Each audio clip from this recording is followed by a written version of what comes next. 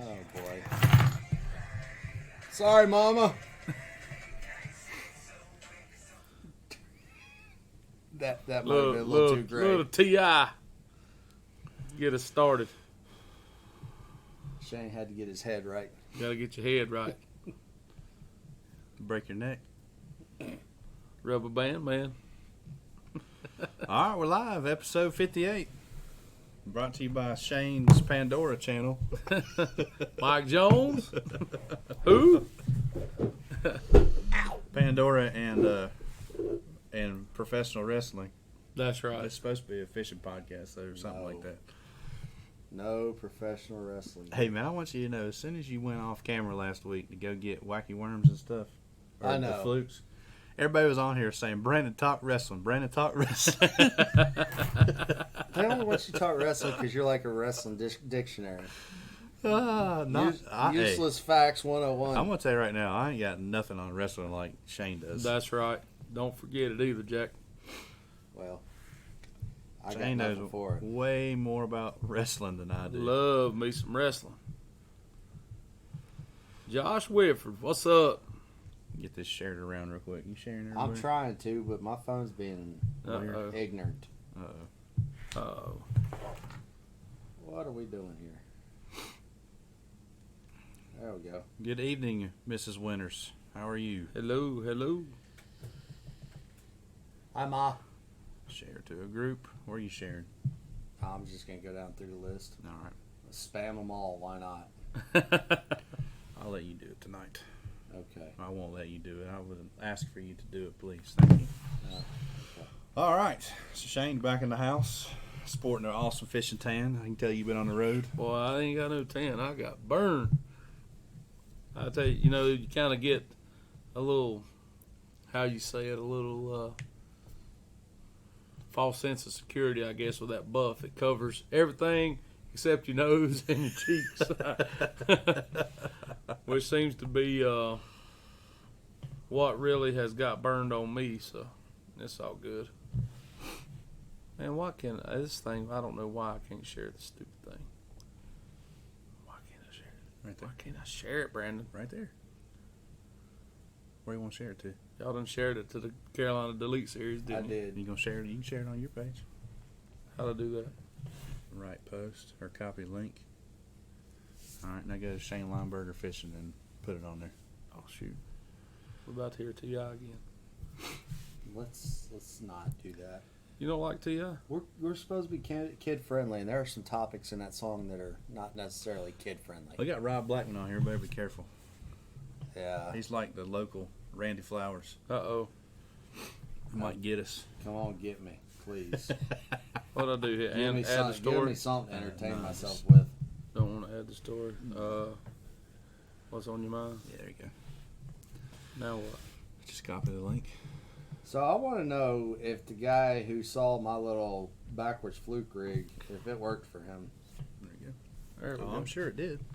Backward fluke rig? It wasn't that backward. You just put the treble hook upside down. I did, but Oh. Yeah, Dave did the stinger hook thing last week.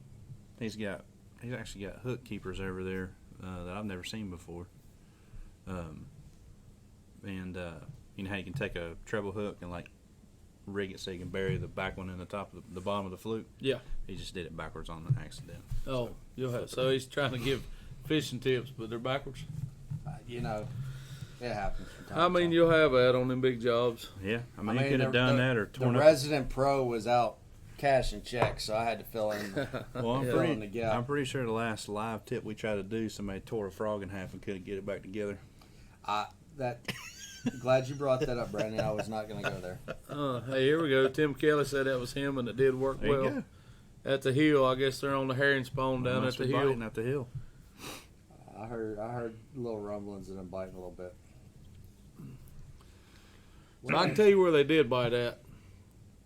That would be Lake Fork. Well, on 1 point. No, they were on 2 points. Lee was rotating 2 points until the final day. The final day, he camped on that one there, that little island in Little Caney Creek, and proceeded to jack 42 pounds and change. And golly, I mean, I did a prediction video of What would you call that? Not a prediction video. Pre-tournament. That Yeah, was but before the tournament, right? Yeah, but what else would it be called? Outlook. No, I don't know what you'd call it. I don't know. Anyway, I did a video and told what I thought it would probably take to win and all that bunch of stuff, and I overshot it by just a smidge. Not much, like 3 pounds. But it did not go down the way I thought it would go down. I was truly expecting it to be a sight fishing deal, like straight out of the box, and everybody go bed fishing, and the fish just keep replenishing. Did it? Why didn't they pull up? Man, because it got cold. Did it? They really, really pulled up the second day of practice. I mean, there was like legitimately 30 pounds multiple times. I mean, everybody's just riding around marking fish. Of course, a lot of guys were all marking the same fish. I know Kyle Welcher told me that he caught the same fish the first every day of the tournament for 3 days. The same 4-pound, 12-ounce fish he caught off a bed every day of the tournament. That's legal? Yeah, you just can't do it in the same day. Gotcha. And I know that Brandon Polnick and Luke Palmer and somebody else all caught the exact same fish on Saturday. It was 4-pound and 8 or 9 ounces, they said. Prediction, Shane. There you go. Prediction, yeah, thank you. Appreciate that, Todd. My mind is in the last 3 weeks I've traveled about 5,000 miles, and I'm still my head is chasing my tail, if that makes sense. Your brain is sunburnt? My brain's sunburned. That's a good way to put it. Yeah. That's a good way to put it. So, I know that. So Lee Livesey had 42 pounds, the number 3 all-time heaviest stringer of all. Yeah. Behind Dean Rojas. Dean Rojas. He had 48. 45 something at Toho.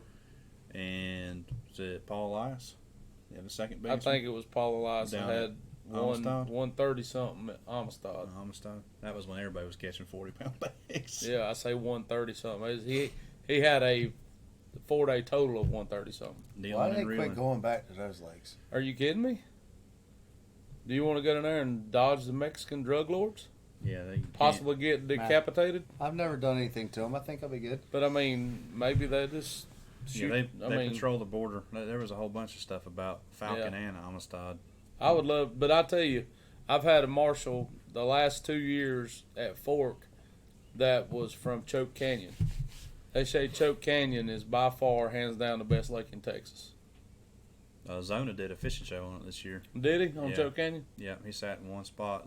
I don't know if it's just the area he put in it, but it literally looked like a timber hole you'd shoot ducks out of. Well, like I've said 100 times, when they build a lake in Texas, I swear they must have a chainsaw shortage in Texas, or people that don't know how to use a chainsaw. Cutting trees. Because they don't cut the trees out. You're getting ready to really, really see that play a huge factor in the Classic at Ray Roberts. Yeah. At least at Fork, they do have some boat lanes, things like that. Toledo Bend, Rayburn, they all got boat lanes and stuff. Ray Roberts has nothing. There's no boat lanes. There's no chips that you can buy that has little black lines like you buy for Fork. Nah, dude, it's potluck. And it's you're going to see not only that play a factor in the tournament, you're going to see some guys tear some stuff up too. Is that an ingredient that maybe makes their fisheries what they are? I don't know. I think what makes their fisheries what they are is this right here. I was talking to some people down there, and they said since Fork had been impounded, I think it was impounded in the 80s sometime. I don't know exactly when it was. They said they had stocked 14 million Florida strain bass into Lake Fork. And they are currently, everybody knows about Texas has the Share Lunker program. Well, what they're doing now, they're taking the males and the females that are, and for those of you who don't know, a Share Lunker has to be over 13 pounds. What they're doing, they're taking the males and the females, and they're breeding the Share Lunkers together. So they're getting So They're getting they're getting the genes, of all large fish. Well, guess where those fish are going? Fork. Lake Fork. So basically, they're doing the same thing they do on deer. Yeah, they are continuing to. They are trying to, to grow a world record bass in Lake Fork. How big's a male got to be? There ain't no way. I don't have no idea. I don't know. Well, I heard. We're watching. So I watched the first day. So the first day live, everybody was sight fishing. Yeah. Except Patrick Walters. I think Patrick Walters had 31 pounds in like the first hour. I think the first fish he caught was 8 something on jerkbait. Live scoping. And I heard somebody say, That's another topic. We need to talk about that tonight. Go ahead. I can't remember who said it, but he was like, he had 18, 19 pounds. It was Seth Fighters who it was. Mm-hmm. And he said, man, I got to stop bed fishing because the males down here top out at like 5 pounds. And I can't have 5 pounders. I need more than just a 5 pounder to win this thing. So he literally had, and he made it in the top 5. I think he had 21 or 22 pounds the first day, something like that. Yeah. And he caught that bed fishing and then got rid of bed fishing and tried to go catch 8 pounders. Well, the weights, it was really, really tight. I mean, I remember looking at it. I think 36th place after day one was just a touch over 20 pounds. Yeah. And then all those bedfish, well, I ain't going to say all the bedfish, but a lot of the bedfish got caught and left. And that's how the weights, I think, fell off so much the second day. That, along with the wind and the rain and guys not being able to see, exactly what they were doing, which benefited me, obviously. I mean, the first day, I just messed up the first day. I left the clear water, went up to the dirty water. I had just a few fish on the bed up there, but I really thought I could catch 20 pounds just fishing. Right. And I was like, well, I'll just save me a couple bedding fish for, the second day. Well, that was, for those of you that watched the weigh-in, I said on stage the first day, bass fishing is a game of decisions. You make good decisions, you do good. You make bad decisions, you do bad. Day one, I made a bad decision and paid the price. I mean, it's just, the way it is. But on day two, I was lucky enough to catch an 8-pounder with about 3 minutes to go and squeaked in the cup. When I caught the fish, I was like, well, it'll move me up there and get me a few more points and get me a $2,500 check anyway, get a little gas money to get home. And I was standing in the weigh-in line there with Todd Alton, and bass track's pretty much. Yeah, well, especially catch weigh and release, right? When you catch weigh and release, that's what it bass track. It is what it is. And I got to looking at it, and I was like, well, shoot, I might slip in the cut here. And sure enough, wound up getting in the cut by I think 3 ounces. Yeah, you were somebody. I was 49. You were a bubble boy. I was number 49. I think the second comment on here is, "What's up, Mr. 45?" Well, I finished. That's right, I 45th. I was 45th after the last day, but the third day I went out there, I had nowhere to go but up. So I was like, I might as well just go out here and swing for the fence. So there's no need in me going to the bank and catching 15 pounds off the bed. That's absolutely pointless. Right. So I spent the whole morning doing how I caught the big ones, just throwing a jerk bait on. I was fishing like little underwater points that were out a little deeper. Boat was setting in 9 to 10, but I was throwing up into 5 and 7. I caught that 8-pounder like that the first day. I caught a 6.6 like that on day 3, and I must have ran 40 more points doing that and never had another bite. But what I didn't realize was this. I think there was 49 of us out there on day 3. I think 40 guys were running the same stuff.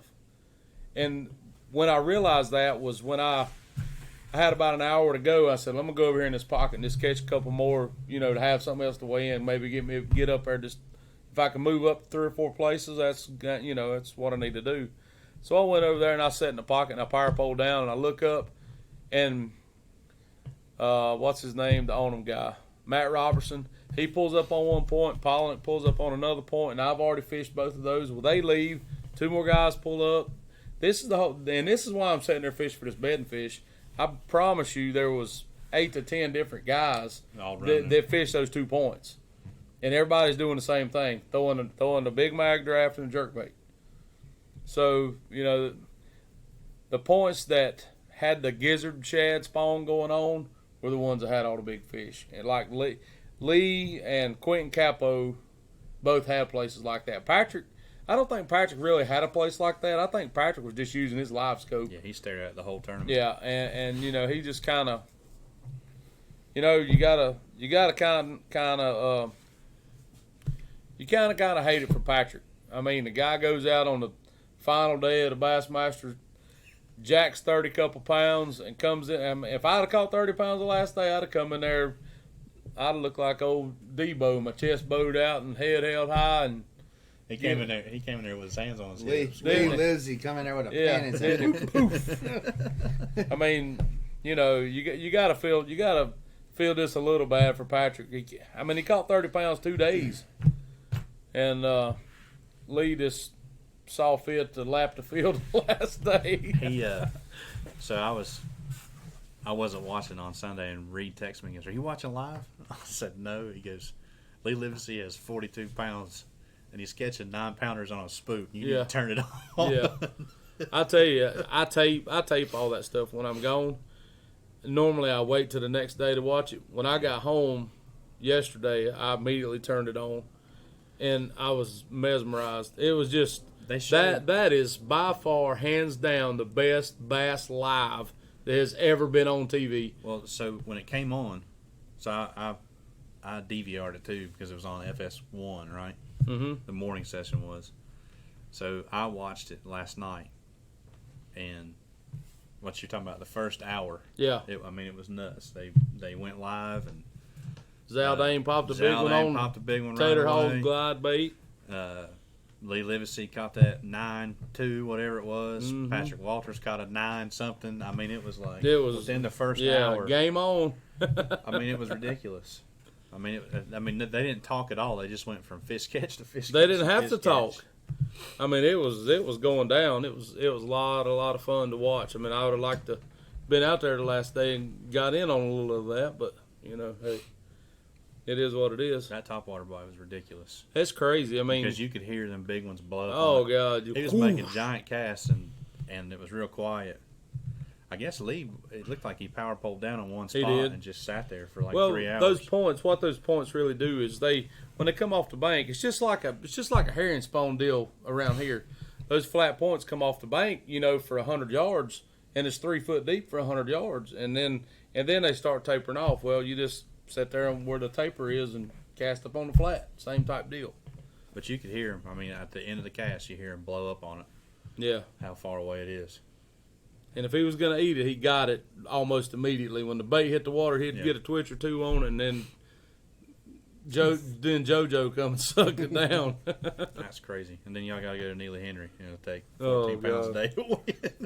I don't know about Neely Henry. I've never been to Neely Henry, but what research I've done on it stuff, it looks like it looks a lot like Lake Watery. I was gonna say it docks, looks like Wiley and Watery. Yeah, a lot of docks, shoreline grass. Except it has spotted bass. It's on the Coosa River, and it's got some giant spotted bass in it. You know, local pro here, Todd Alton won a PAA event. PAA down there, yeah. Yeah. When I forget what year that was, but I always forget about that.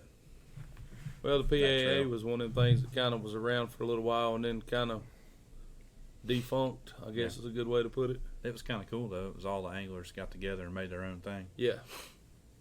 That's where Gary Klaus came from. Yep. A lot of guys fished that. I think he won the points. He was AOI one year. He was. I don't remember what year that was. I think it was the last one. But he was. Oh, so anyway. So what's the deal with this live scope thing? You and I talked about it. Man. So we want to talk about it. So here was my question, and I'd like to hear your thought on it too. So, and anybody that has questions about this, ask, please. So everybody knows the rule that when you're sight fishing, they got to be hooked in the mouth. I was wondering if that topic was going to come up. Yeah. You got to be hooked in the mouth. Okay. You guys watch video all the time. When people are bed fishing, set the hook on one, the first thing they do is show it to the camera or their marshal or whatever, say verify it's hooked in the mouth. Verify it's hooked in the mouth. So live scope, technically you're looking at them, right? I mean, right? Technically yes. You're You can see every move the fish makes. And I've not just this year I've seen fish hooked, not in the mouth, like in the back or the belly with the Yeah. jerkbait. And I'm not saying guys are snagging them, but Guys are snagging them. well, I'm not gonna say that. I don't think they are. I'm But- not gonna say they're intentionally snagging I've them. caught a lot Right, of right. fish There that you are go. But I'm gonna hooked tell There you you go. something. It's pretty simple out here. You look down on your graph, and they're down there, and you drop your spoon down, and you hit something funny, and then you do it again, and you snatch them up, bring them up by the belly. Hook him in the You belly. kind of know what you're doing. It's snagging 'em. It's snagging them. And I think a lot of that's going on with the jerkbait. I mean, What do you think? You think bass will come out and say anything about that, or they gonna let it go? I don't know. The thing about it is do you really have a leg to stand on when it comes to that? No, but so here's another thing though. You go back. So here's David's gonna make fun of me for being the But historian. before you go any further, can I ask a question? Sure. Are we sportsmen? Oh, absolutely. Okay, so if you eliminate the question and say, okay, from here forward, every fish has to be hooked in the mouth. Well, so they did that. Is that rule a valid? Is that rule a valid fix and a valid play for this? I don't know. You hear the birds chirping, I hear the birds chirping. crickets So- too. Yeah, crickets. So if you recall, when they went to Clear Lake, a long time ago, 2007, 2008 maybe. Mm-hmm. Steve Kennedy, I think, won, but he had to let 7. That's when the big swim bait craze took Started. off. Yeah. Because California had a rule that regardless, they had to be hooked in the mouth. Yeah, they don't care. They don't care And what it was. New York was like that too until about 3 years ago. And I remember watching Steve Kennedy let 7, 8 pounders go because they were hooked just outside the mouth. With that giant swim yeah, bait. but here's the thing about that is you aren't looking at those fish. You are physically casting blindly to those fish. But again, if we're gonna go take things back to the fundamentals of it all and being conservationist and sportsmen, Well, then the A-rig's gone. that's Yeah. Again, I agree. You're right. Or it's not gone, but you have to say this fish was hooked in the mouth, and you bring it in with hook holes down the side. Well, you got to pass a polygraph to say, Yeah. I didn't do it. Yeah. You know, it brings up a valid question for future bass tournaments. That's Yeah. right, Ronnie. He did have to let a 10 go. Josh, we're not talking about overturning stuff that's happened in the past. We're talking about Current. things that are moving forward. Is advanced as sonars and forward facing sonar is now. I mean, My thing will not stay high. you know, is there going to be a stopping point, or are we going to have to start making rules for it? Right. Because guys these days, guys such as myself that grew up fishing, you know, this is something totally different. And you got guys, and this is not a knock on anybody, and please don't take it as being such. Guys that are fishing the college ranks now, that Cody Huff, lapped the field at Toledo Bend. Yeah. You're doing the same thing Patrick was doing, spoon. except he used a spoon. Right. But he was live scoping them. Same deal. You know, do we continue going here, or do we make a rule saying, you know, that things like that, you know, are you gonna have to have them hooked in the mouth, or if you know? I really think that they should be. I mean, we're supposed to, I mean, what are we doing if we're not going to hook fish in the mouth? So Now, I'm not going to sit here and say I haven't ever hooked a fish that wasn't, or Sure, caught a fish that hasn't- especially A-rig fish. But- sure, you know, at what point do you say, okay, you know what, this is a legitimate thing? There Yeah. were several fish catches that you could see on live that fish were hooked in the tail, Right. or hooked in the side, exactly. and every one of them attributed to live scope and a jerkbait. That's right. So here's a question, right? So Paul Ham says, would this theory not apply to drop shotting fish looking at sonar? So I can't say that I've ever hooked a fish with a drop shot outside of the mouth. I haven't. A drop shot, no, but a little spoon, yes. In the wintertime, yes, 100%. So that's done with what I'll call 2D or traditional sonar, which technically isn't live, right? I mean, I guess it is, but It It's is, live, but you're not but- seeing the fish. But you're not actually. I mean, I've seen guys that has their Panoptics tuned in so well. You can see the fish's tail move. Well, I can tell you right now. I mean, it's crazy. I've got the lowest end unit that will do live scope with Garmin, and you can bed fish off of it. I mean, you can see fish, you can see bass on the bed in perspective mode. Yeah. I mean, you can see them. Well, Jason Thomas says his guess is states will start banning live scope. 2 records broke in Texas this winter with live scope, if that information is correct. Yeah. But I just think that have live scope, fine. But if they're not hooked in the mouth, try again. Then they'll have to be real specific around it too, because you throw a 3-hook jerkbait, there might be one hook in its mouth. Brandon, a fish hooked from past the gill plate back on a 3-hook jerkbait is not a fish that tried to bite the bait. Right. Sure. It's pretty simple. That's right. If you come up and a fish has it here and here and here, as a different animal. That's right. He ate it. He tried to But eat if it. you come up and that fish is pulled up sideways with one hook, or he's hooked in the belly or hooked in the tail, it's not. That's again. Now we're splitting hairs. Yeah, well, I'm not it saying is, it's going to happen. but that's the problem with That's it. You're what's going splitting to hairs. Okay, You're so splitting that's hairs. going to happen, though. Yep. That's right. Anytime you have a tournament, what is the object of the rules? What is the object of tournament rules? Eliminate the gray area. Correct? It depends. I'm just saying, if you're going to have a rule, the rule's going to be black or white. I know there's a lot of gray in your tournament rules. There's a lot of gray in our tournament There's rules. a lot of gray in all rules. We had an issue this weekend, and it was an unknown, but it's a rule. Daryl's got a great point right there. He said if the state bans it, there will be no bass tournaments in that lake, in that state. BASS. Josh, good. You can't make rules you can't enforce. Josh, that is baloney. I'll show you the Elite Series book. I was gonna say, Josh, I can show you a couple in tournaments that you and I fish. It is what it happens. Josh was in here Sunday when I came by, or Saturday when I came by crappie stuff. Josh, he asked for a crappie update. We did not catch a single crappie. I couldn't find them. I idled every brush pile I could find. Wind blowing 20 miles an hour out of the north made it real hard to float minnows over top of brush piles. So Josh, he ain't got the same genes as you, buddy. we went after about 11:30, we went bass fishing, and it was a whole lot more fun. There you go. How did I not ever see you out here? It was Sunday. Oh, you went Sunday. Okay, that's why. Yeah, you're right. I did not want to subject myself to this lake twice. I could use a guide. Shoot, yeah. Heck yeah. Put me on them. But anyway, I really think that's a valid argument. I mean, it's Josh will live scope the crappie out of my boat. You just there. take me You to go. 'em. There you go. And I can tell you this: there's a lot of those guys that fish out there at Lake Fork for crappie. Well, they all up in arms about that live scope because I guarantee you they are. You catch everyone you see. Listen, I've had guys come in here to buy crappie minnows, and there's guys that quit fishing tournaments because of it. Really? Because it's literally shooting fish in a barrel. I mean, look at what we're discussing right now. Striper updates.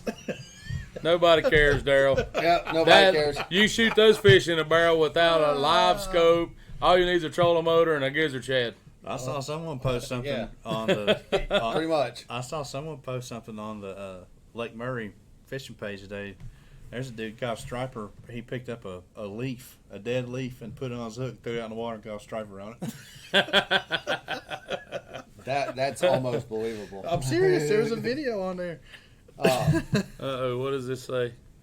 Cell game Some cameras. states have banned cell game cameras due to an unfair advantage to the animal. Now that's interesting information if that's true. Minnow draggers rule. I mean, but really, Shane, if obviously there's a question. Obviously, we all have to question it since you can go drag a jerkbait over one's back. If you're that good, know how your boat's set up that well, and you can make the cast and snag the fish.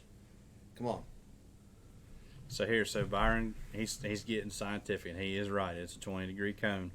Don't matter. You can still see the fish. Don't want to eat, but they react and swipe at the bait and get snagged by accident. Nobody's saying that they're snagging them on purpose. That's right. That's not the question. That's not the point of the question here. The question is, are you going to be allowed to weigh that fish in? Is the question legally? Okay, so national level, a lot easier to enforce. Yeah. Bring it down to grassroots. Go to a BFL. Go to a cat tournament on Wiley. Wherever you want to The pick. cat tournament's got so many rules in it. Why not put another in there? Well, fair enough. Fair enough. But Byron is right though. It's not a complete slice. It is a degree. it is a degree. That is true. But you got to think about this too. Okay, here's your cone. Here's your bait. Well, the fish is over here. You see the fish. All right. When you jerk your bait, the fish comes to it. You jerk the bait again? You jerk the bait again. The fish, if he slashes at it, or if he swims up in front of it and you jerk it again, you can see the fish. If he swims in front of the bait, you can see him. You can see him. Plain as day. Trust me. We'll call them one pop wonders from now on. So, no, I mean, I'm just saying, you know, it's a legitimate thing, and I'm probably going to stir up a big dookie storm here, but I mean, hey, you know. It's a legitimate question. I'm kind of... Because I'm just going to tell you right now, you guys can take this for what it's worth. This is where fishing's going. I mean, look at the live scope, the active target. Humminbird supposedly has a live 360 coming next month. So, I mean, what are we going to do? I can tell you this. What's coming is going to make everything else out here look kind of... I haven't seen anything about it. I don't know. All I know is I heard is it's coming. I know this. There is I'm not gonna dive into detail because I don't want to get anybody in trouble. But there's some stuff coming. Well, why not? You gonna be selling them? I don't know that I can acquire one, much less sell one at Gotcha. this point. It's hard enough to get graphs in a regular 360, much less the newest thing. I mean, I'm not that important. Trust me, guys. I don't have that much pull. But a 360, Shane, you've looked at mine. You can see everything on the bottom, but you're not going to use it to. Well, I'm just going to clarify this. The 360 is not to find fish. No. The 360 is used to find objects that hold fish, and here's why you see guys that are using both the 360 and the Panoptics. Well, you got your 360 going. Well, over here, 60 feet is a rock pile that you fished the lake your whole life and you never knew was there. Well, you're like, well, God, that ought to hold a fish. Well, then you turn your Panoptics over there and scan the rock pile. Well, guess what? There's some fish over there. You fire your mess over there and catch them. I mean, it's just, kind of plain and simple. But the real problem is it's turning fishing into a rich man's sport. Oh, absolutely. I mean, think about it. No question. If you're going to tournament fish, what you're basically saying is 2 years from now, if you want to compete in tournaments, you're going to have a live scope. And a 360. And more than likely have to have a 360 as well. And, I mean, technology's great, but come on. I'm with Jody. I'm kind of along the same lines Jody is. That's what you keep hoping for. And guys can believe this or not, but Lake Wiley is a prime example. I used to come down here when the fish would get off the bank down here, and I would come down here and win about every tournament I came to because nobody fished the bank. Right. The fish got out deep. Well, they were out there throwing lures at one another. I'm on the bank kicking their butt. It's still, that's a legitimate, it still is a thing. I mean, yeah, fish do go deep on Wiley, but it's only there for about 2 weeks before everybody and their mother's out there beating on them. And I tell you this, about 10 of them can legitimately catch them most of the time. Uh-oh. That didn't sound good. I didn't hear no crash. That was a lot of breaks, though. No, it's. Well, I mean, I'll go one step further and say, I mean, this has kind of been I'll call it a whatever. I mean, it takes a lot of money to play this game, period.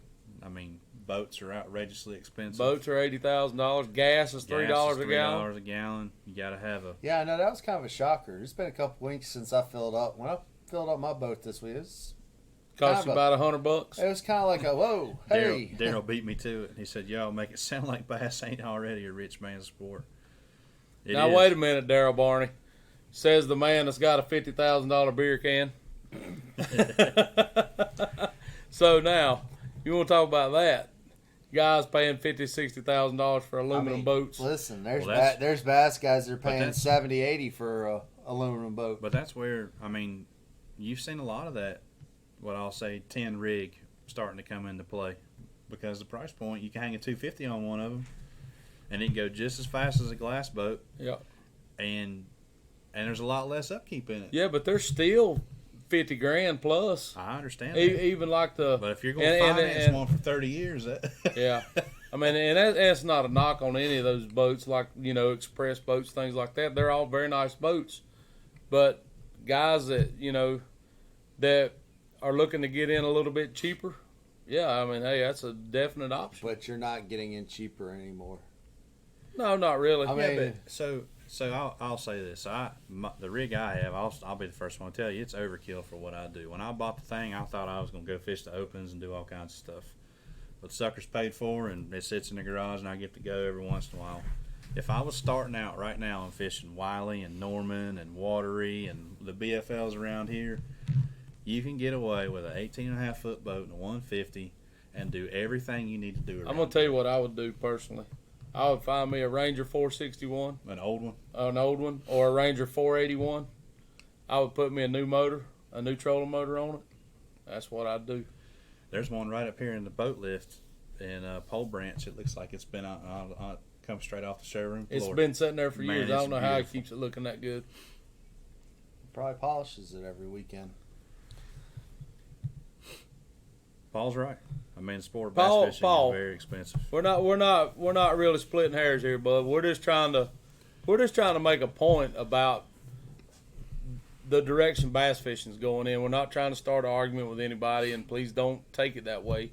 It's just, it's a topic that you're going to see come up somewhere other than right here in the near future. I can about guarantee it. I was going to say, I think there'll be an article by the end of next month in a certain magazine. Yeah, I mean, and there again, I'm not trying to start no bunch of junk with anybody or anything. It's just, it's a valid point that is, I think you're going to see come up on a national level very soon. I could be wrong, but, hey, you heard it here first. Walter? Was that Walter? Huh? Was that Walter? Walter, what you talking about? Walter Cronkite? You heard it here first? Was that who that was? I don't know. I was probably watching wrestling when that was on Probably TV. so. Probably so. Watching Jimmy Superfly Snooker come off the top rope. Well, I'll be the educated one of the bunch. You guys stick to wrestling. You trying to say smart people don't watch wrestling? I did See, not. now you're offending our audience, because I promise you they watch wrestling. Hey, you I call me don't. your resident nerd a whole bunch, and I watch wrestling. Well, your nerddom starts in this area and stops in this area. See what Josh put on there? Ultra costs more than my boat. he let me tell you something. You know what? I give that boy a lot of grief, and I will continue in the days to come. But that boy took and polished a turd. He did, and he made it work for him. Hey, and there's nothing wrong with that. That's I'm gonna tell you smart. right now. That's smart. I'm gonna tell you right now. The first bass boat I ever got, well, not the first one, but the one I fished the majority out of, was, I think it was a 19. It was either 89 or 92. I think it was a 354 V. Is that a 17.5 foot Ranger? A what now? 354. It's 18 foot. That was my first boat. Okay, so I bet you it was Reed's. Reed's daddy used to be the treasurer for, I think, the Southeast Bass Chapter when they had all the regions and you had to have the invitationals and all that stuff. Yeah. Reed's daddy was the secretary for the Southeast or the East. I forget which one it was. Right. And that boat had I don't know if Chris Marshall's on here or not. We talked about the Mercury Slim motor, the 115. Remember that? Yeah. Inline 4-cylinder. Yeah. So Reed and I fished out of that boat until, forever. And until I bought one, and which was a 2012, 2011 Triton 20XS that you about killed us in. Killed us both then, didn't I? I bet you we caught more fish out of that boat than any other boat that I or he has owned together. The bass don't care. They don't know. No, they don't know what you're fishing. Listen, All they know, all they know is that there's something out there and they want to eat it. Listen, I've caught more big bags than our old Nitro.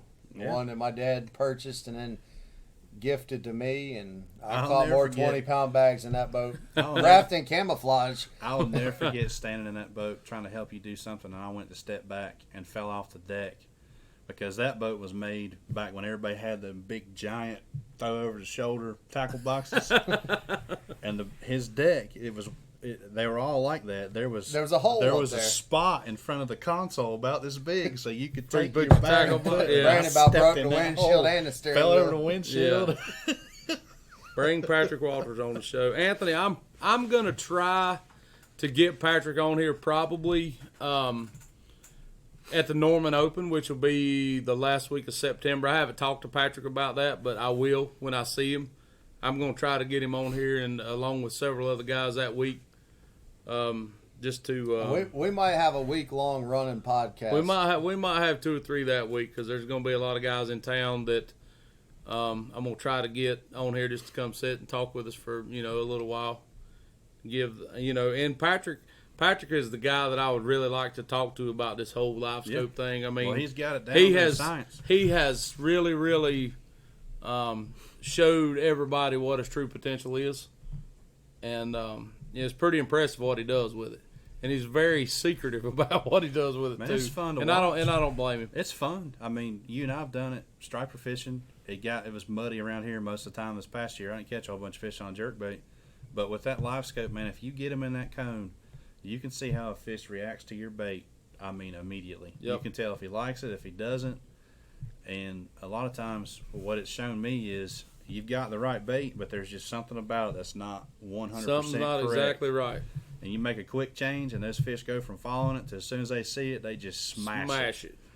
And especially with, stripers don't really care what color or size or anything. You get around, They don't just care eat about it. anything. They're just eating machines. But That's why Daryl Barney fishes for them. what were we doing down at Murray?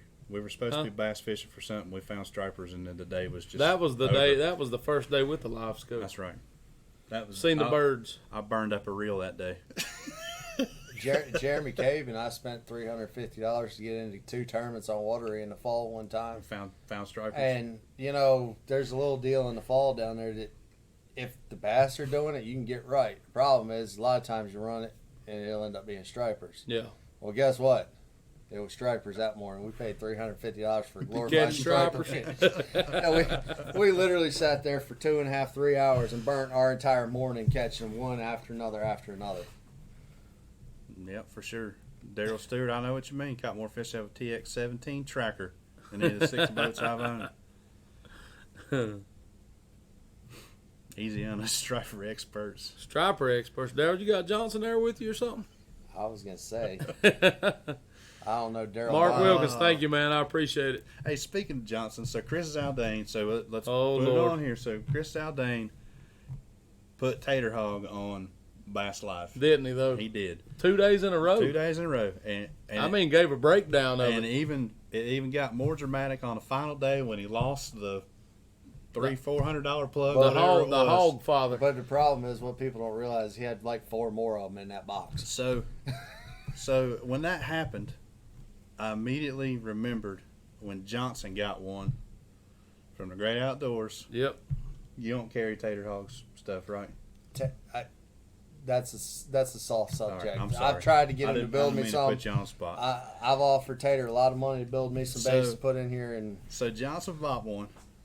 Okay. A hog father. A Hog Father. Mhm. I think it's about $400. How much is the hog father? It was when I bought 2 of them when they We first on came. the Carolina Elite Series right three- now. Somebody on there knows how much the I hog think they were father like is. $295. Okay. Whatever. $300. So Let's Johnson, call it 300. Johnson Yeah. buys Okay. one, goes up to Tennessee, goes live, and goes, "All right, boys, we're gonna catch some striper on the Hog Father."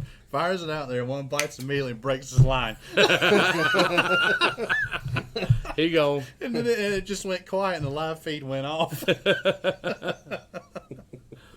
That's what flashed back to me when Zaldane lost that one. Yeah. David, there's you a question. Was that? Why does the bass fishing suck on Wiley? It used to be great. That's an episode in and of itself. I mean, really and truly. Well, let's give him a quick answer. All right, fluctuating water. There's not one thing. First off, It's not just one factor. You got water's been up and down, up and down, up and down. he's not talking about just this year. He's talking about Nah, the last it's dramatically fell off the last 4 to 5 I'm years. I'm not a biologist by any means, Obviously. but there's a consensus that there may have been a hint of the bass virus. A hint. That's right now. A hint. I mean, They killed them all. They killed them all. So here's my take on it. And I've been here for a long time, not as long as some people over here, Mr. Old Man beside me, but That's right.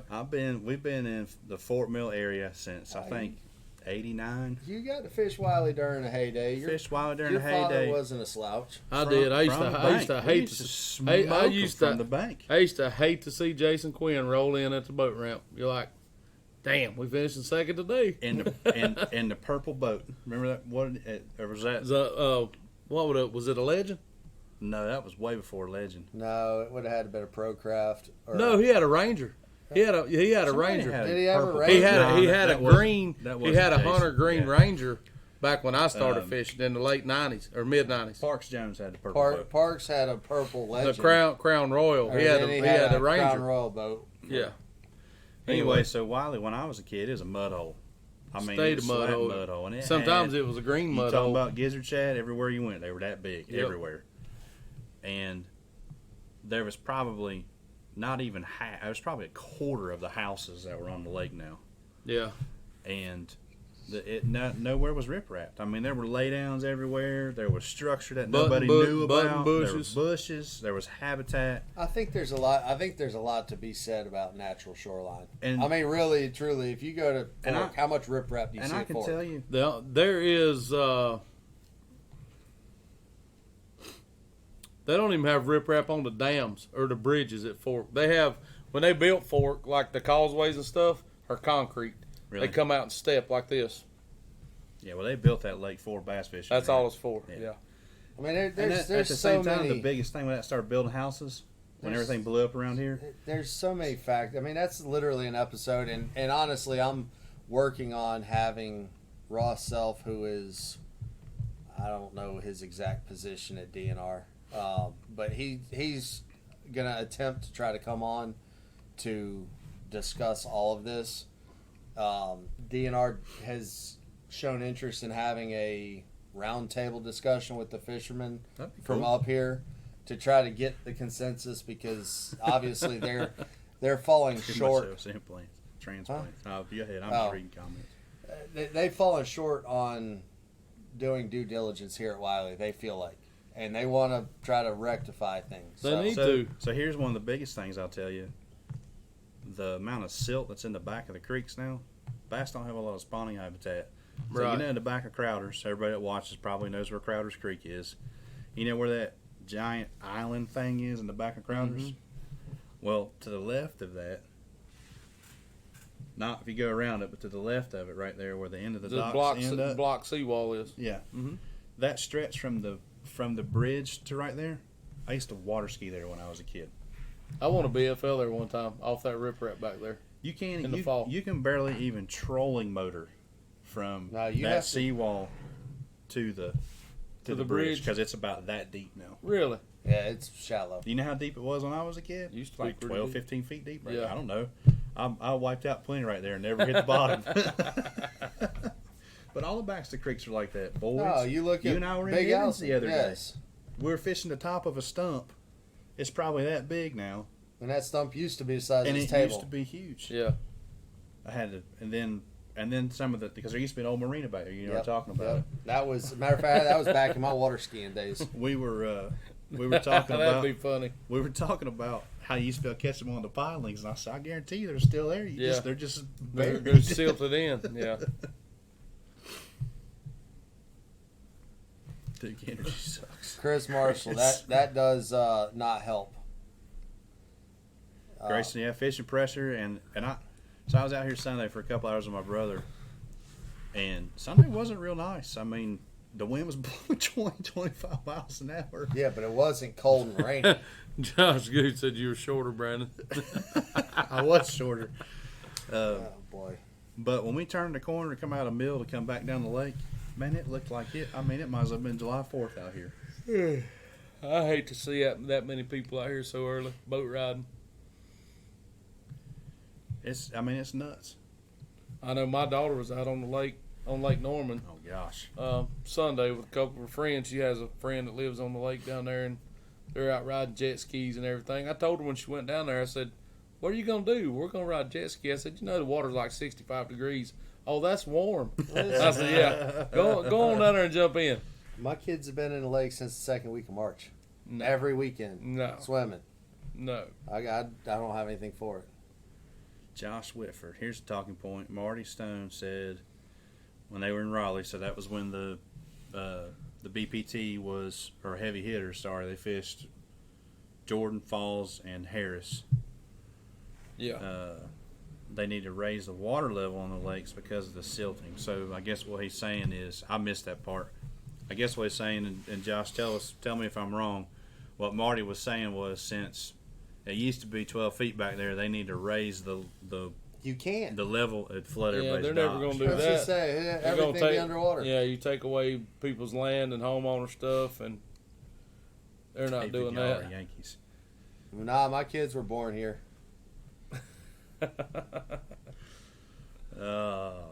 Water is declining as well. Yep. Well, okay. Everybody's going to talk about water is declining. I understand that you're not catching what you think you should be catching, but look at what they're doing at Watery. Yeah. They're getting ready to drop They're that getting like ready. 14 foot, and you're not going to be able to get on Yeah, it. you won't even be able to get on it. I mean, you're. Well, I can tell you this: when High Rock went down 14 foot or whatever it was, Yeah, boy. 10 years ago, if you can get on it, you need to go fishing. Well, Hey, we did that. Listen, you'll be able to get on water in very specific places. I'm going to keep my mouth shut for now. Yep. But what? I mean, I'm going to ask this question. What do people want? Do they want an overnight fix, or do they want something that's going to last a lifetime? Well, There is no overnight. No, That's there what, isn't. but that's my point is you're not going to fix anything overnight. Sure, you can dump 14 million F1s in here. Great. That'd be awesome.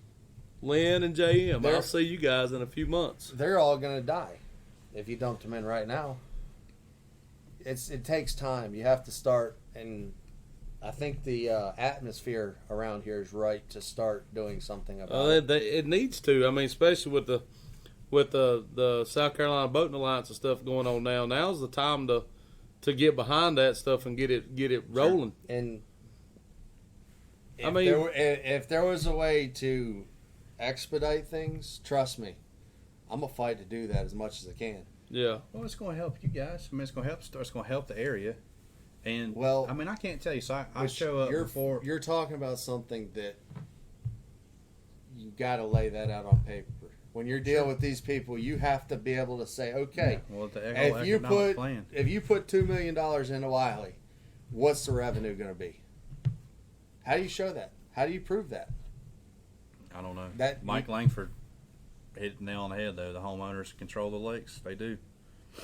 Mike Langford, you say that, but the reason why the homeowners control the lakes is because bass fishermen won't speak up.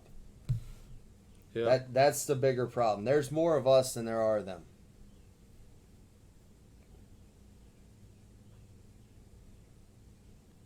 Sorry, reading comments.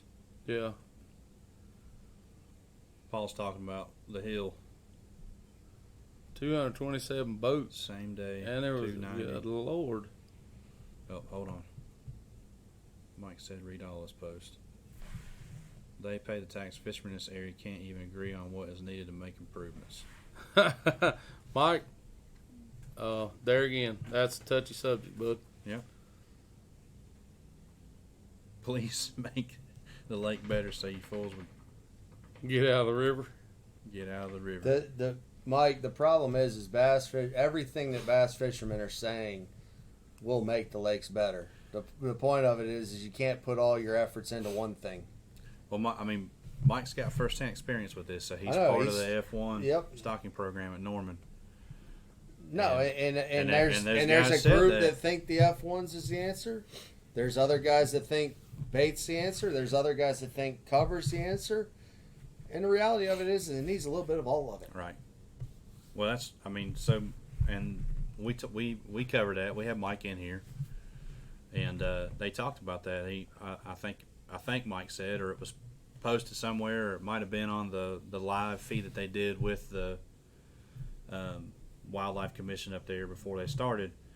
But they basically said that this was the first time bass fishermen had come together to talk, as opposed to them getting in a room and just everybody yelling, screaming at each other. But the point of it is we as bass fishermen need to go as one front, not That's little what- sects. Not, okay, we got the F1 project over here, we got the grass guys over here, we got the bait guys here. And hang on, let me get the charger. You just took me. Holy cow. We're right in the middle of some juicy stuff and the battery's going to go dead. Are you kidding Well, that's me? what Mike was saying, though, right? Well, we all but the- got together as a unified He was saying front. the battery's going to go dead? Yeah. But the point of it is we all have to put our heads together and set aside who is doing what, and whether you like them or not or whatever. What are you going to do? You going to make the lake better, or are you not? That's the question you have to ask yourself. Sure. Well, Mike, since you're on here, where what's the status on that? I seen they did some shocking on the F1s. What's the latest on that?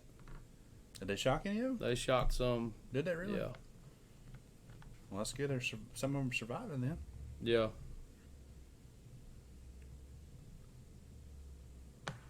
Council or something formed. Now you're making it too political. I think the last thing fishermen wants is more politics. Hell no.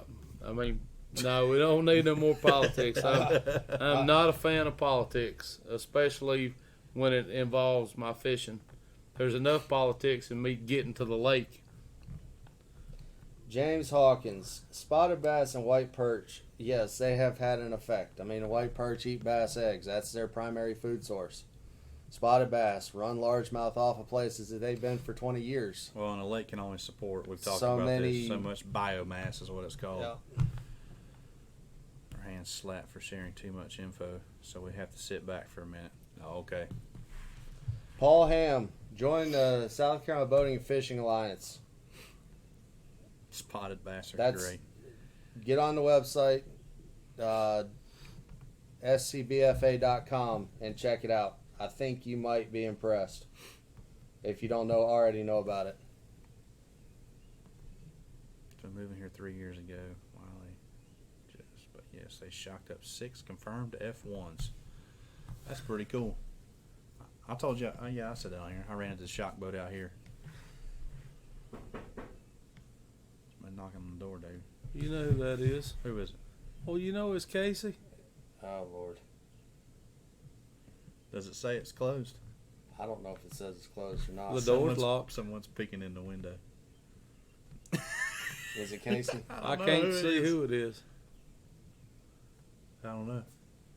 Do I need to go? Go see who it is. They're up there waving like their life depends on They it or eat something. minnows.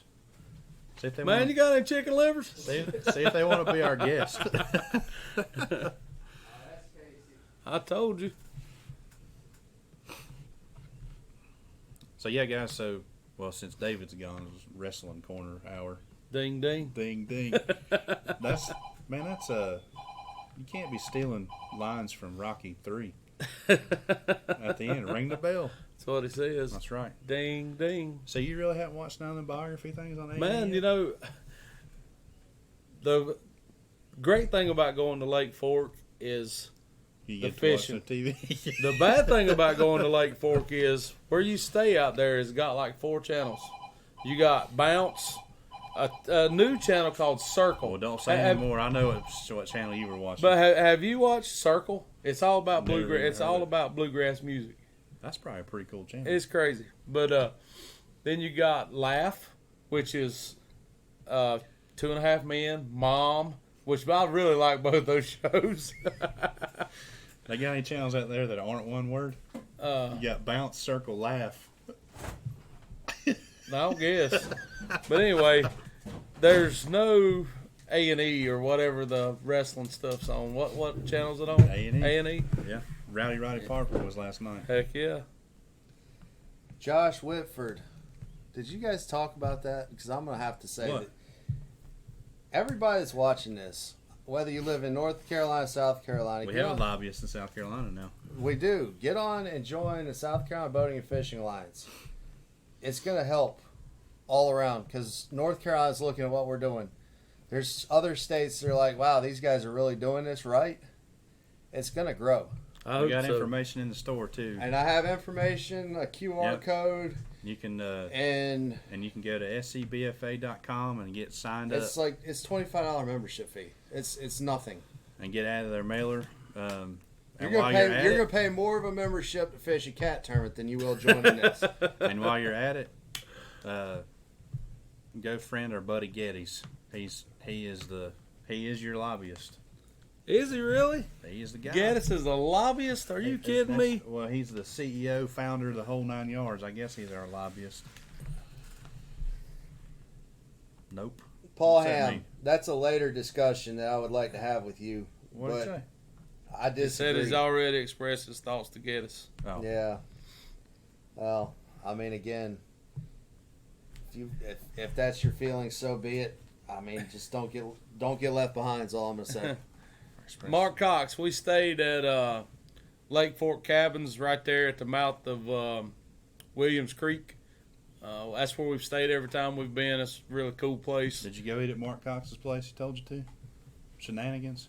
No, we Never could. mind, it wasn't Shenanigans. That was in Super Troopers. Yeah, we could. Rob and Todd cook every night for us, and we kind of just I saw it, Paul. I'm sorry. I didn't read it to the end. yeah. But that Rob and Todd cooks for us about every night, and we don't go out to eat very often. It just takes too long to by the time you get back, and then everybody's got to get a shower, and Rob goes to bed at 7:30, and Todd goes about 8. So I mean, I'm left sitting there watching bounce.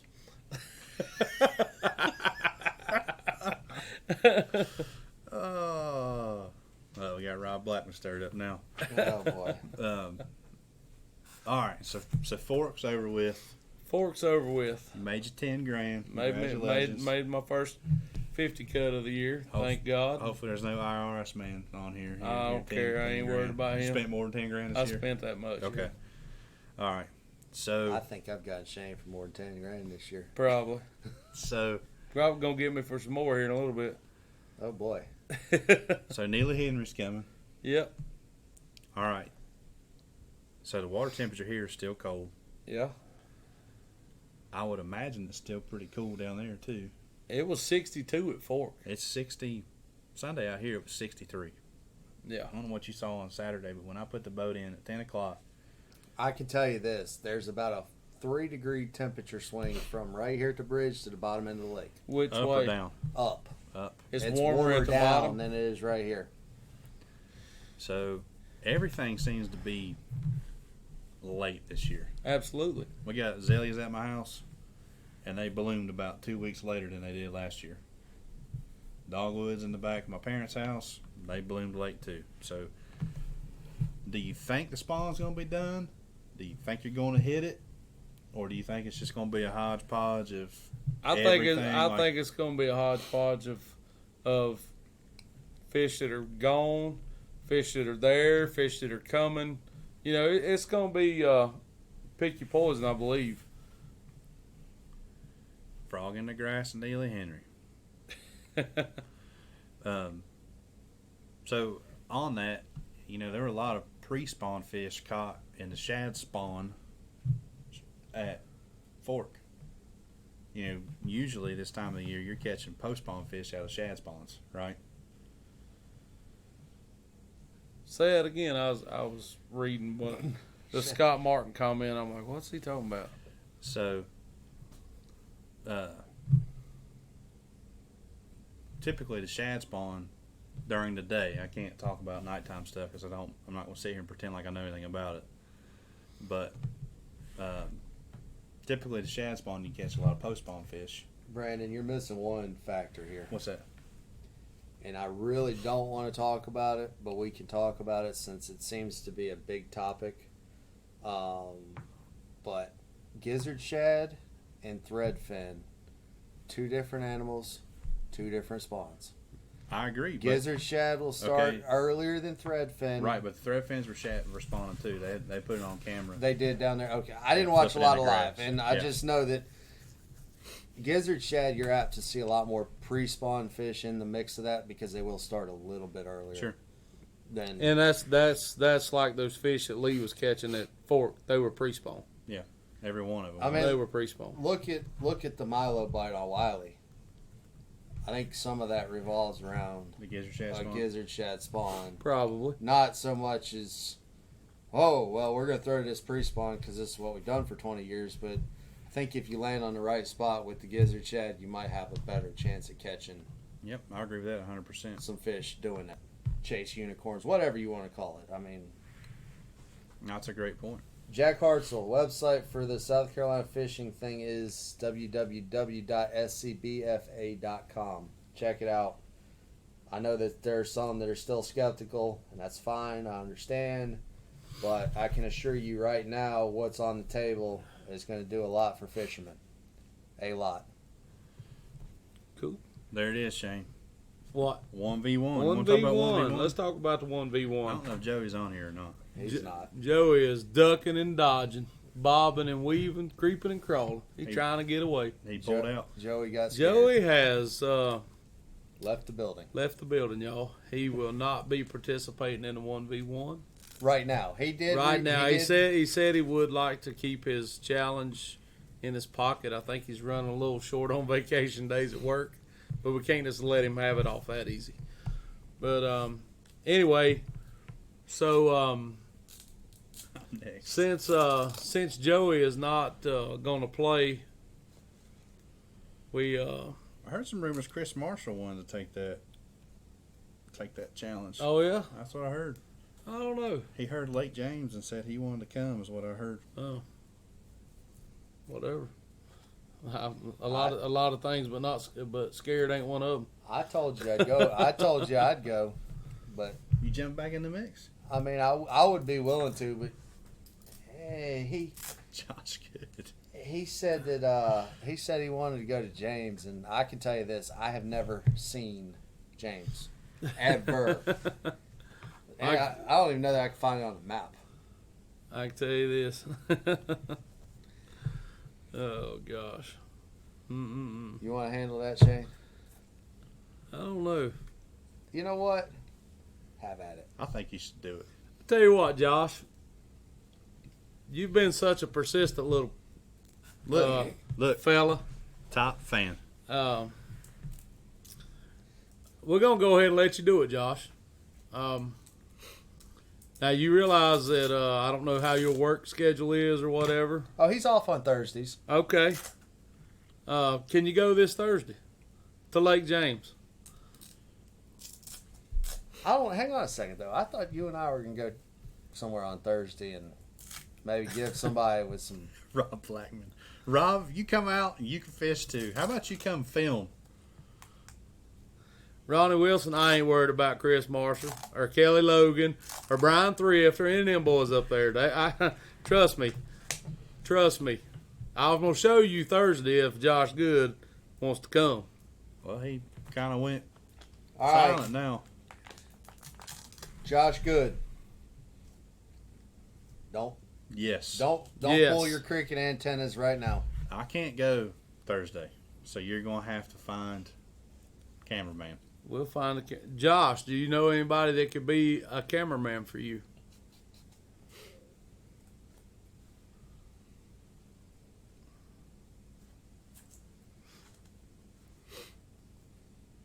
Or do we know anybody that could do that? I might make a phone call. To who? A previous videographer, so to speak. I owe him a call back anyway. I forgot to call him on Sunday. Jody, can you let Chris off so he can...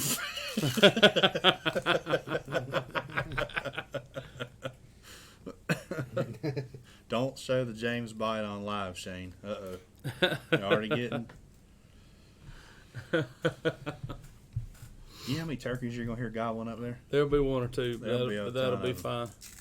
Joey, I tried to get Rob to come. Said he wouldn't do it. Every time somebody says something about Rob Blackman, he goes dark. And He then just Joey starts disappears. commenting. And then Joey starts commenting. There's something about this. I mean, come on now. Joey, don't trip over your thumbs trying to get back on your other profile. I think we should have a whole how many versus how many with Rob Blackman, Tommy Ackright, Ronnie Tells All. How many alter egos? I'm missing some. Walker. Richard, however you say his last name.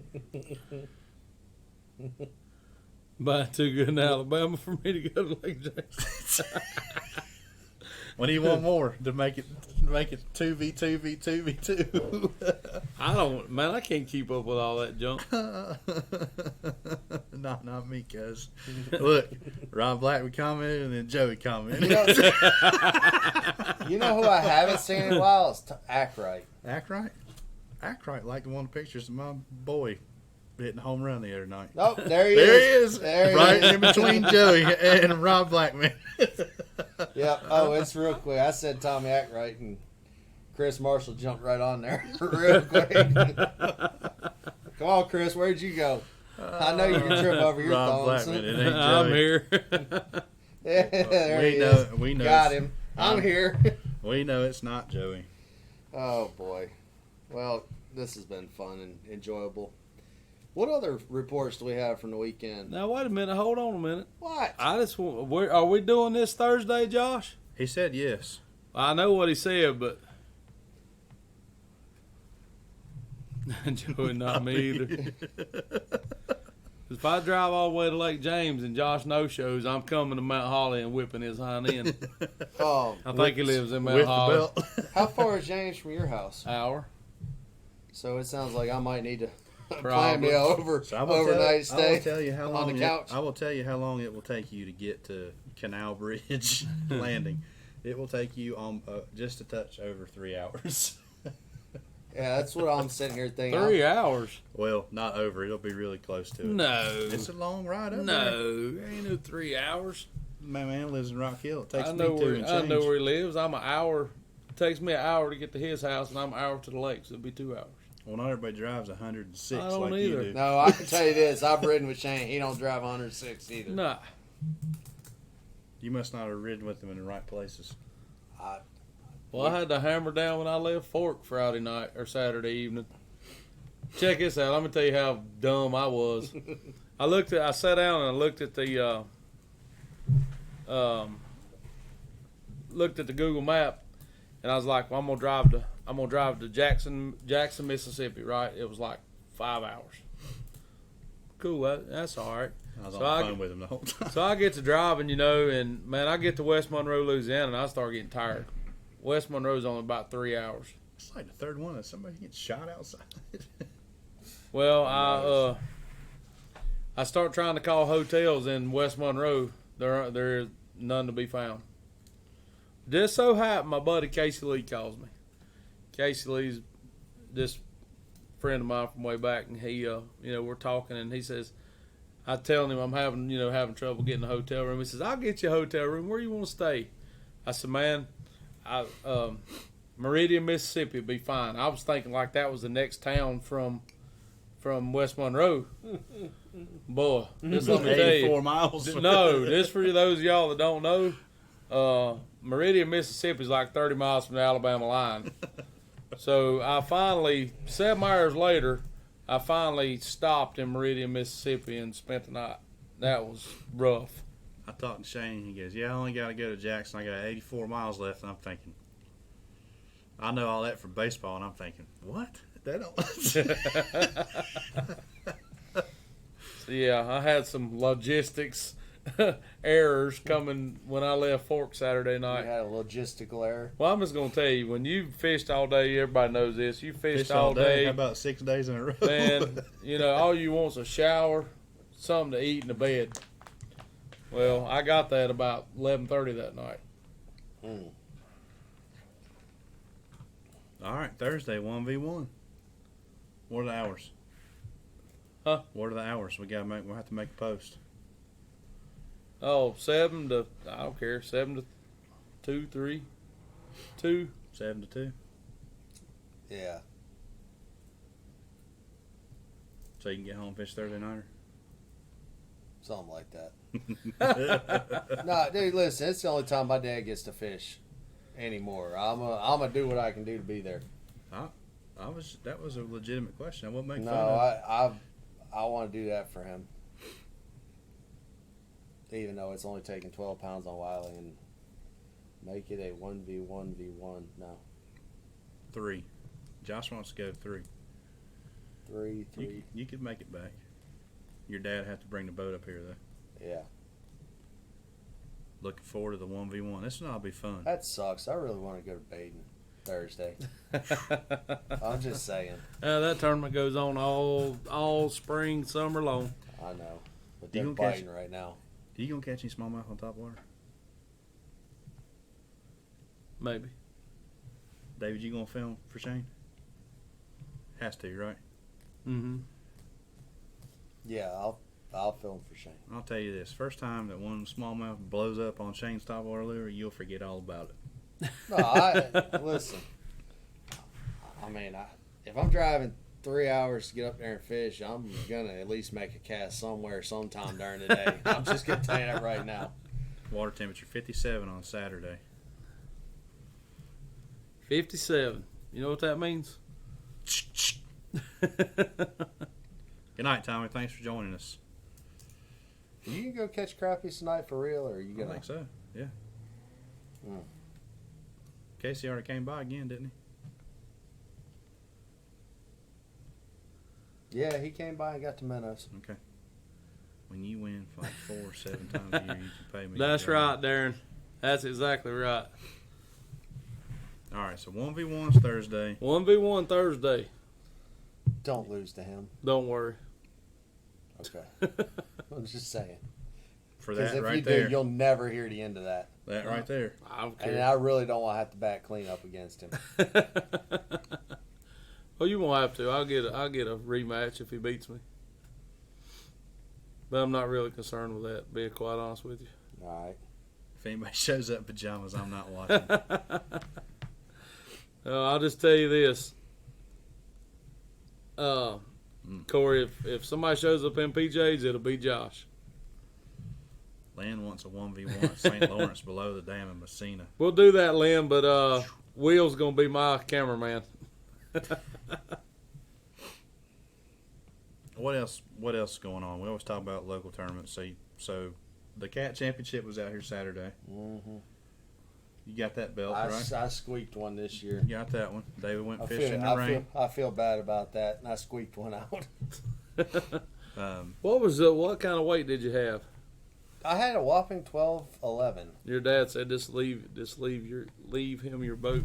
Dad, you know where my boat sits, and you know you can go get it whenever you want it. Can you rig another life vest? Jack, that was not rigged, sir. That was 100% legit.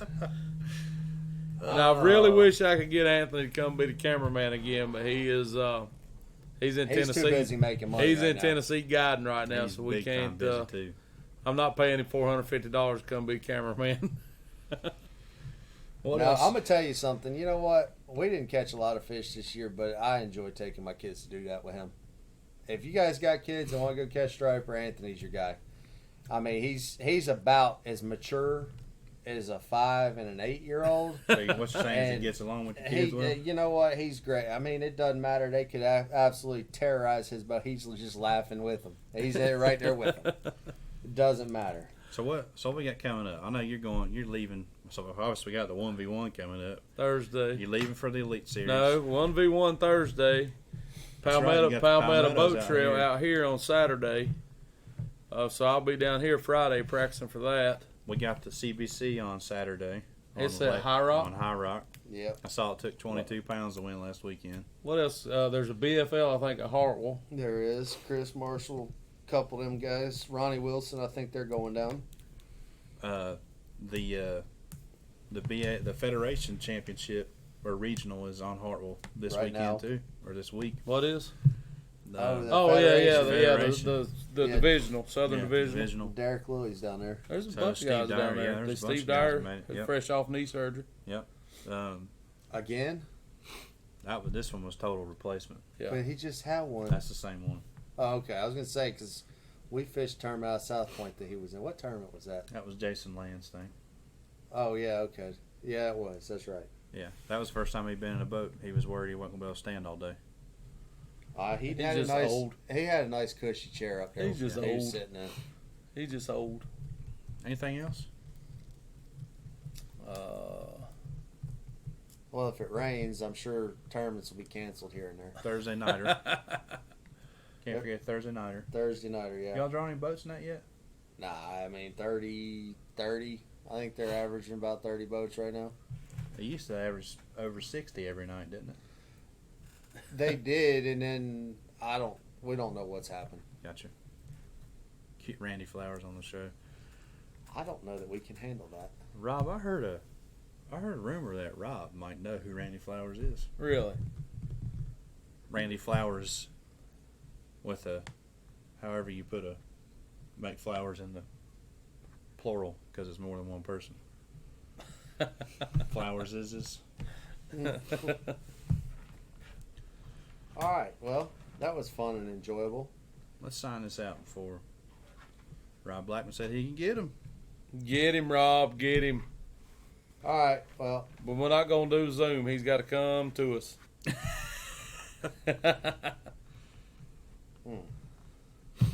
all right, so Thursday, 1v1. 7 to. Dang, do I have to bring long johns? No, it's supposed to be nice. Supposed to be in Man, the you're 80s for a all treat. week. You really never been on Lake James? I've never set foot. No, I haven't. Man, it's one of the prettiest Literally. lakes in this state. It's awesome. You want to just make it 2v2 so I can fish with you? Come on. I mean, I'm driving 3 hours. Nah, because in the belt. Can't Then No. the belt. Then Josh can't win the belt, and I don't want to hear him whining when I slap him around. All right, Josh. I'm going to say this. I know you're still on here. This is your one and your only. This is your opportunity to shine. Unless he wins.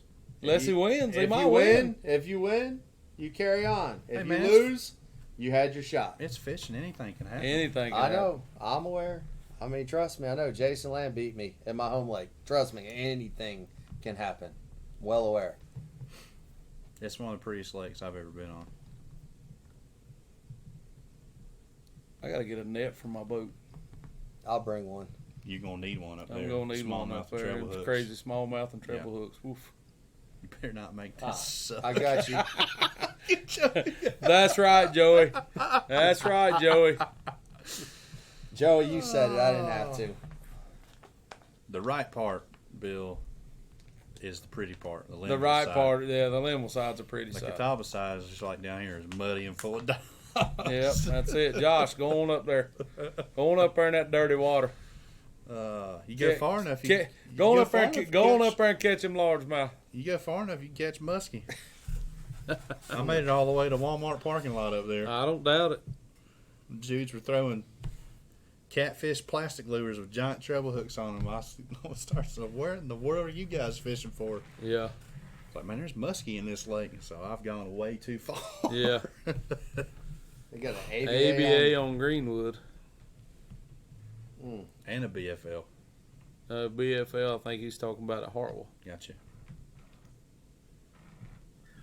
I'm trying, Josh. It's just all running together, bud.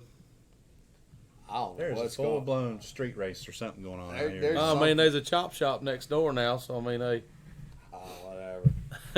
I don't know. All right, guys, listen, we're dropping people left and right. Thank you for tuning in tonight. Rusty Hooks Live, where our hooks may be rusty, but our points are always sharp. Tune in next week. I'm sure that we can come up with something good to give you.